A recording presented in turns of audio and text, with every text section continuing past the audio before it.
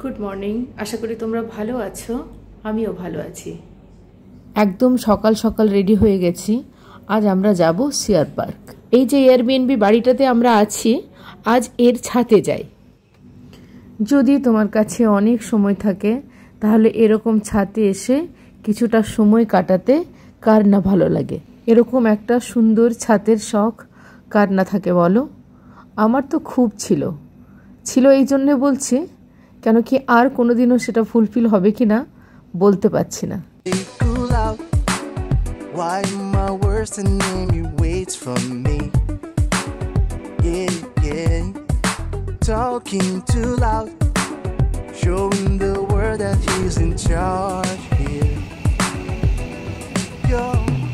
Your face can't deny it. No matter what you say, their eyes don't show lights. No way, no way. You can't disguise the cycle, all the hurt that bursts from the side.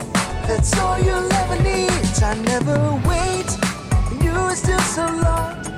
Got power in your eyes, get you open doors. I never wait, and you are still so lost. Got power in your eyes, get you open doors. এটা এয়ারবিএনবির ছাদ যেটা, সেটা এখানে প্রচুর বসার জায়গা আছে, অনেক জনের, মানে অনেকগুলো সিটিং অ্যারেঞ্জমেন্ট আছে। বিশেষ করে উইন্টার, এখানকার উইন্টার তো ফেমাস, দিল্লির উইন্টারের সময় এখানে যদি কেউ পার্টি করতে চায় বা গেট টুগেদার করতে চায় তো ভীষণ ভালো জায়গাটা।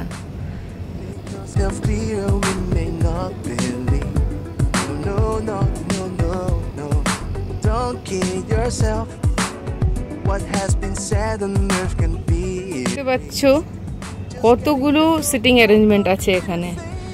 এটা একটা, এইটা একটা,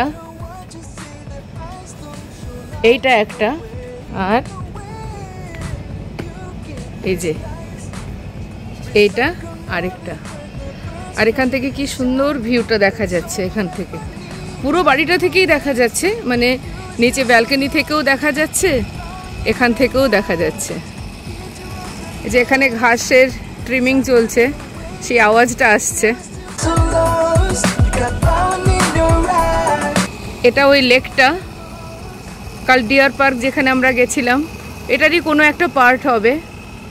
আর এখানে প্রথম দিনে গেছিলাম ঘুরতে। ফ্লোরিংটাও খুব সুন্দর করা,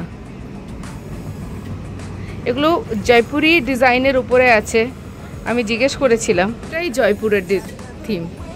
নিচে ওদের যে ডেকোরেশন আছে, ডেকোরেটিভ আইটেমস আছে, সবটাই জয়পুরের থিমে আছে। একটা ছাদের মধ্যেই আছে এই কিচেনটা, একদম ফুল ফ্লেজেড একটা কিচেন, কিন্তু এটার মধ্যে আমরা ঢুকতে পারছি না, আগেই বারণ করে দিয়েছিল। কেন কি এর মধ্যে এই দেখো বলতা, এরা তো মধুমক্ষী বলছে, কিন্তু হ্যাঁ এটা মধুমক্ষী তো নয়, এটা বলতা। বুঝতেই পারছো এটা কি ভীষণ ভয়ঙ্কর জিনিস। তো কী কারণে ওরা ঠিক করায়নি জানি না, আমাদের দরকারও পড়েনি সেইভাবে। আমরা তো নিচেই আমাদের যেটুকু থাকা তাতে হয়ে যাচ্ছে। কিন্তু এই যে এটা একটা ফুল ফ্লেজেড কিচেন।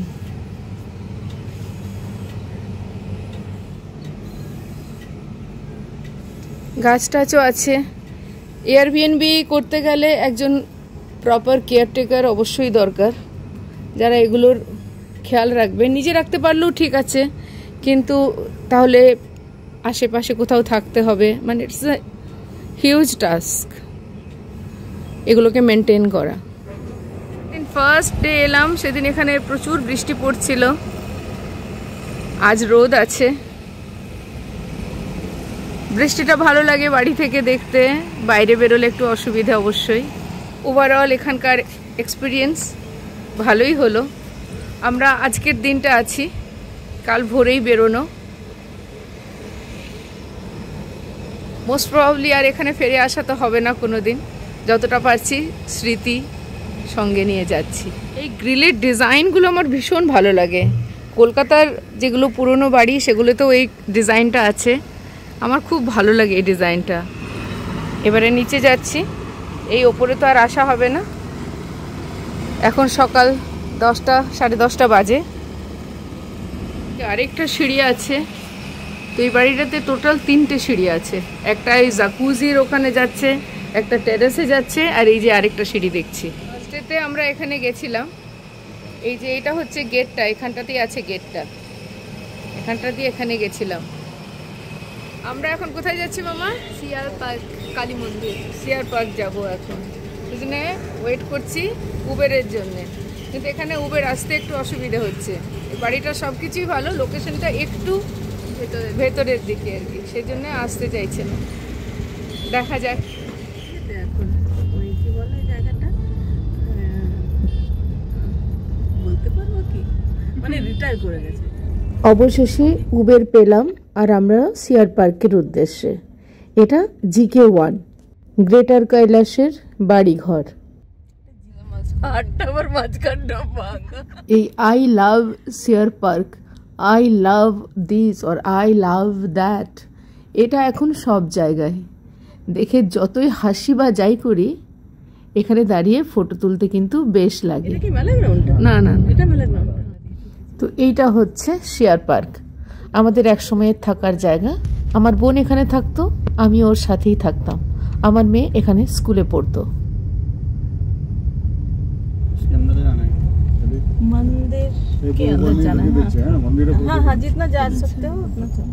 আমরা এখান থেকে ঢুকতাম তো মন্দির না, সামনে গেটটা দিয়ে আমরা তো হেঁটে আসতাম বা অটো করে। সিআর পার্ক কালী মন্দির আমাদের সুখ দুঃখের সাক্ষী। আমরা সিআর পার্ক কালী মন্দিরে চলে এসেছি। প্রত্যেকবারই ভাবি আসবো, আগের বারও আসা হয়নি, কিন্তু এবারে অ্যাটলিস্ট এসে পৌঁছাতে পেরেছি। কালী মন্দিরের পুরোহিত মশাই এখনও উনিই আছেন, খালি বয়স কিছুটা বেড়ে গেছে। এক পাশে আছে শিব মন্দির আর ওই পাশে আছে রাধাকৃষ্ণের মন্দির।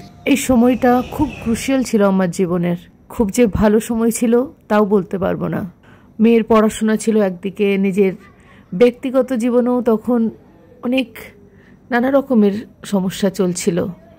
সবসময় এই মন্দিরে দৌড়ে ছুটে আসতাম একটু শান্তির খোঁজে। মায়ের মন্দিরের বাঁ দিকে রাধাকৃষ্ণের মন্দির। ছোটবেলায় পুচকুকে নিয়ে যখন মন্দিরে আসা হতো, ও এখানে ওই মন্ত্রটা বলতো, হে কৃষ্ণ করুণা সিন্ধু দীনবন্ধু জগৎপতে গোপেশ গোপিকা কান্ত রাধাকান্ত নমস্তুতে। এই পুরোহিত মশাই তখনও ছিলেন। উনি অবাক হয়ে দেখতেন যে একটা ছোট্ট বাচ্চা মেয়ে কি সুন্দর মন্ত্র বলছে। ওকে কিন্তু কেউ কোনোদিন শেখায়নি। আমরা বাড়িতে বলতাম, পুজো করার সময় সেটা দেখেই ও শিখেছিল। আমরা তাড়াহুড়োর মধ্যে আজাদ প্রসাদ কিনতে পারিনি, তাই পুজোও দিতে পারিনি, শুধু প্রণাম করলাম। কিন্তু তাতে কি হয়েছে, উল্টে আমরাই প্রসাদ পেলাম।